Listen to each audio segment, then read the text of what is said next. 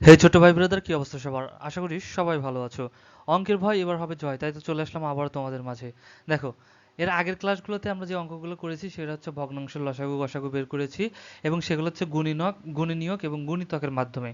ওকে, so আজকে আমরা শিখবো যে সূত্রের মাধ্যমে কি করে। তুমি যদি আগের ক্লাসটা করে থাকো, আমি বলছিলাম যে নেক্সট ক্লাসে আমরা কি শিখবো, ভগ্নাংশের গসাগু আর লসাগু, এটা সূত্রের মাধ্যমে শিখবো, ঠিক আছে?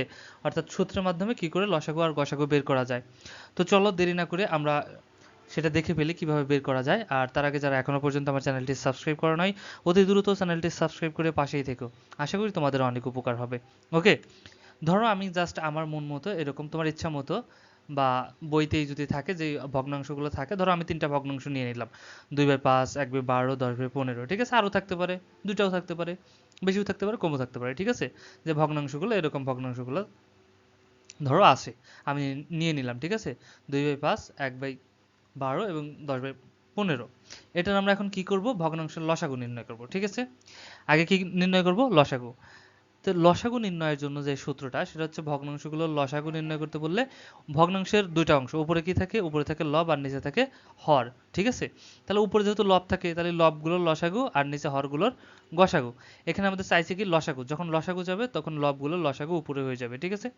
আর বাসে কি লসাগু আর গসাগু, তাহলে নিচে বাসে গসাগু, গসাগুটা বেঁচে থাকবে, তাহলে নিচে গসাগু, হরগুলোর গসাগু, ঠিক আছে? উপরে লব থাকে তাই লবই হবে, নিচে হর থাকে সবসময় হরই হবে, ঠিক আছে? এইখানে লসাগু চাইলে উপরে লসাগু হবে, এখানে গসাগু চাইলে উপরে গসাগু হবে, ঠিক আছে? চলো আগে লসাগুটা সমাধান করি, আর গসাগুটা করলে একদম ক্লিয়ার হয়ে যাবা। দেখো, তাহলে এখানে আমাদের ভগ্নাংশগুলোর লসাগু নির্ণয় করতে হবে। তাহলে আমাদের সূত্রটা কি, ভগ্নাংশগুলোর লসাগু সমান লবগুলোর লসাগু ভাগ হরগুলোর গসাগু। তাহলে এখন দেখো তো, লব কোনগুলা, লব কোথায় থাকে, উপরে। তাহলে এই যে এইগুলো হচ্ছে লব, ঠিক আছে? 2, 1, 10 এগুলো হচ্ছে লব। তাহলে লবগুলোর লসাগু, লসাগু কত হবে, আমরা যদি ইউক্লিডীয় প্রক্রিয়ায় লসাগু নির্ণয় করি, তাহলে দেখো 2, 1 আর কত আছে, 10। তাহলে এইটার যদি আমরা লসাগু নির্ণয় করি, তাহলে একে কি কিছুতে ভাগ দেওয়া যাবে? অবশ্যই যাবে। কত দিয়ে? 2 দিয়ে, ঠিক আছে? 2 দিয়ে যদি ইউক্লিডীয় প্রক্রিয়া, 2 দিয়ে যদি 2 কে ভাগ দিই কত হবে? 1। আবার 1 এর মধ্যে যায় না, তাই একই থাকবে। আবার 10 এর ভিতরে গেলে কত হবে? 5, ঠিক আছে? এখন আর যাবে না, তাহলে কি করে, এই বাইরের গুলো গুণ করতে হয়। 2 এককে 2, 2 এককে 2, 5 দুগুণে 10। তাহলে লসাগু কত হয়ে যাবে বলো তো? লসাগু কিন্তু 10 হয়ে যাবে, তাই না? আচ্ছা, আর হরগুলোর গসাগু, হর কোন কে কে কে আছে? এই যে 5, 12 আর হচ্ছে 15, এগুলো কি বের করব, গসাগু। তাহলে গসাগু বের করতে হয় কি করে আমরা জানি না। ধরো 5 আর 12 আছে, এটার আমরা কি করব, 5 দিয়ে প্রথমে 12কে ভাগ দেবো, ভাগ প্রক্রিয়ায় বের করি, চলো। ঠিক আছে, 5 দিয়ে 12কে ভাগ দেবো, কয়বার যাবে বলতো? 2 বার যাবে কিন্তু, ঠিক আছে? ভাগ, তাহলে কত হবে এখানে? 10, 5 দুগুণে 10, বাঁচবে কত এখানে? 2। এখন ভাগশেষ যত হয়, কি হয়, ভাগশেষ যত হয়, গসাগু বের করার জন্য ভাগশেষ যত হয়, সেই ভাগশেষ দিয়ে আবার এই যে এইখানে যে ভাজক যত থাকে সেইটাকে ভাগ করতে হয়, ঠিক আছে? সেটাকে ভাগ করতে হয়, যতক্ষণ পর্যন্ত না মেলে ততক্ষণ পর্যন্ত ভাগ করতে হবে।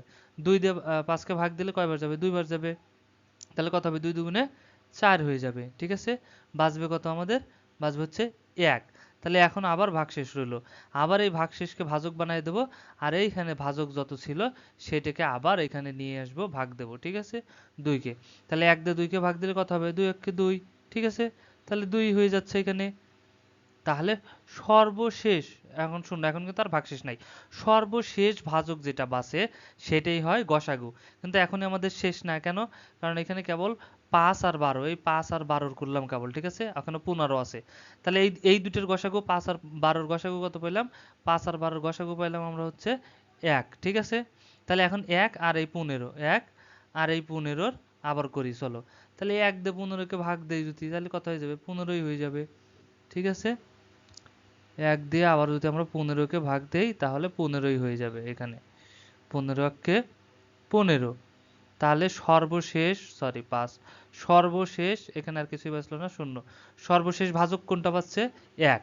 তাহলে সর্বশেষ ভাজক যেটা বাঁচে সেটাই হলো গসাগু। তাহলে আমাদের উপরে কত পেলাম? লবগুলোর লসাগু কত পেলাম দেখো তো এখানে।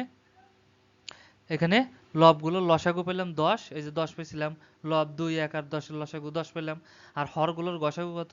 1, ঠিক আছে, কারণ 1 পেলাম লাস্টে অঙ্ক করে 1। তাহলে এটা হলো। এখন আমরা এইভাবে রাখবো না। কেন রাখবো না? কারণ ভগ্নাংশের নিচের 1 এর কোনো দাম নাই, অর্থাৎ 1 দিতে হয় না, ভগ্নাংশের নিচে 1 দিতে হয় না, সব পূর্ণ সংখ্যার নিচেই 1 থাকে, তাই অ্যান্সার হবে শুধু 10। ঠিক আছে, এই অঙ্কটার লসাগু আমরা কত পেলাম? 10। বুঝতে পারছো নিশ্চয়ই? এবার চলো আমরা কি করব, আমি একটু এটা মুছে দিয়ে নেই, দাঁড়াও। আচ্ছা, এবার আমরা কি করব, গসাগুটা বের করি। ঠিক আছে, এবার চলো আমরা গসাগু বের করি। গসাগু বের করার জন্য কি করতে হবে? সেম ভাবে আমরা জাস্ট সূত্রগুলো নিয়ে নেব। ভগ্নাংশের গসাগু সূত্রটা কি লিখবো? উপরে লব থাকে আর নিচে হর থাকে, হর ঠিকই থাকবে। গসাগু, এখন গসাগু বের করতে বলছে, তাই উপরে গসাগু নিচে লসাগু। ঠিক আছে, দেখো এখানে হরগুলোর লসাগু বের করতে বলছিল, তাই এখানে লবগুলো ঠিকই আছে, হর ঠিকই আছে। এখানে লসাগু বের করতে বলছিল, তাই উপরে লসাগু নিচে গসাগু চলে গেল। এখন গসাগু বের করতে বলছে, তাই উপরে গসাগু নিচে লসাগু চলে গেল। নিশ্চয়ই বুঝতে পারছো? ইজি না মনে রাখা? লসাগু আর গসাগুর সূত্র, ভগ্নাংশগুলোর গসাগু, তাহলে উপরে লব থাকে, লবগুলোর গসাগু, হরগুলোর লসাগু। এখন সেম ভাবে চলো আমরা যদি আবার করি, দেখো এখানে কত কি বলছে? লবগুলোর লসাগু, লব কত কত আছে? 2, 1 আর 10। এখন 2, 1 আর 10 এর লসাগু বের করতে হবে, তাহলে কত হবে বলো তো? তাহলে প্রথমে 1 আর 2 এর লসাগু বের করি, চলো ভাগ প্রক্রিয়ায়। তাহলে 1 আর 2 এর যদি লসাগু বের করি, তাহলে কয়বার যাবে? 1 2 এর ভিতরে কিন্তু 2 বারই যাবে, তাহলে কত হয়ে যাবে এখানে? 2 সমান 0। তাহলে এখন আমাদের কত বাঁচল? 1। এই 1 দিয়ে আবার কতকে? 10কে, তাহলে 1 দিয়ে যদি আবার সেম ভাবে 10কে ভাগ দেই, কত হয়ে যাবে বলো তো? সেই 10ই কিন্তু হয়ে যাবে। কয়বার যাবে? 1 দিয়ে 10কে ভাগ দিলে সেই 10ই হয়ে যাবে। ঠিক আছে, তাহলে কত হয়ে গেল? 1। তাহলে কত হয়ে গেল? 1। আমরা গসাগু কত পেলাম? 1 কিন্তু পেয়ে গেলাম, লবগুলোর গসাগু 1। ওকে, এখন দেখো লবগুলোর গসাগু আমরা 1 পেয়ে গেছি। এখন আমাদের আবার কি বলছে? যে হরগুলোর লসাগু, হর কত কত আছে? 5, 12 এবং 5, 12, হ্যাঁ 5, 12 এবং 15। তাহলে এখানে যদি আমরা নেই 5, 12 আর হচ্ছে 15, 5, 12 আর 15, এই 5, 12 আর 15 লসাগু আমরা নির্ণয় করবো এখন। ঠিক আছে, তাহলে প্রথমে 2 দিয়ে কে কে ভাগ যাবে? কারণ 5 এখানে হচ্ছে 12 আর হচ্ছে 15, 2 দিয়ে কিন্তু ভাগ যাবে না। কত দিয়ে যাবে? 3 দিয়ে যাবে। 3 দিয়ে 5কে ভাগ করা যাবে কিন্তু নিঃশেষে বিভাজ্য হবে না, এই জন্য 5 5ই থাকবে।